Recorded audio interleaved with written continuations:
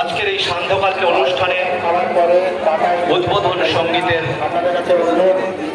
মধ্য দিয়ে আজকের এই আকাশবার্তা সাংস্কৃতিক মঞ্চে আমরা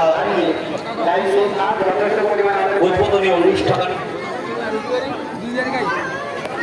সঙ্গীতের মাধ্যমে শুরু করতে চলেছি। এই সঙ্গীতের তবলায় সহযোগিতা করছেন আমাদের সবার প্রিয়, আপনাদের অতি চেনা মুখ, আমাদের সবার প্রিয় আপসদা। সম্মানীয় তাপস সানা মহোদয়, আসুন আমরা সঙ্গীত